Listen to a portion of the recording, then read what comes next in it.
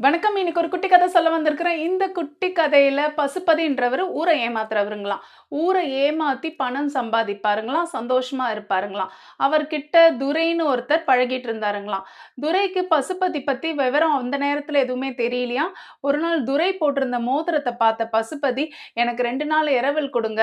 நான் அத ஒரு கல்யாணத்துக்கு போட்டுட்டு திரும்ப குடுத்துர்றேன்னு" சொன்னாருங்களாம். பாவம் இந்த துரையும் நம்பி அந்த மோதிரத்த குடுத்தாருங்களாம். 2, 3 நாள் ஆயும் மோதிரம் துரைக்கிட்ட வரலையாம். துரை போய் கேட்டப்போ, பசுபதி "ஐயய்யோ! நான் மறந்துட்டேன்னு" சொல்லி அவருடைய அலமாரியிலருந்து அந்த மோதிரத்த எடுத்துட்டு வந்து குடுத்தாருங்களாம். இந்த துரையும் அந்த மோதிரத்த வீட்டுக்கு எடுத்துக்கிட்டு சந்தோஷமா போயிட்டாருங்களாம். ஒரு நாள் துரைக்கு பண கஷ்டம் வந்ததுனால, ஒரு அடகுக்காரர் கிட்ட போயிட்டு இந்த மோதிரத்த அடகு வச்சாருங்களாம். அந்த அடகுக்காரர் துரைக்கு ரொம்ப நல்ல நண்பராம். துரைய பத்தி நல்ல விவரம் தெரியுமாம். இந்த மோதிரத்த துரை பலவாட்டி அந்த அடகுக்காரர்கிட்ட வச்சுட்டு மீட்டிட்டு போயிட்டும் இருக்கிறாருங்களாம்.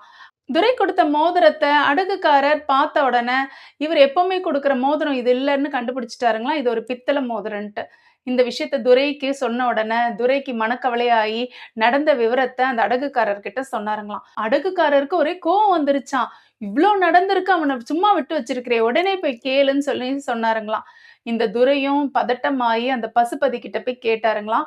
பசுபதி சொன்னாருங்களாம், "இதுக்கும் எனக்கும் எந்த சம்மந்தமும் கிடையாது.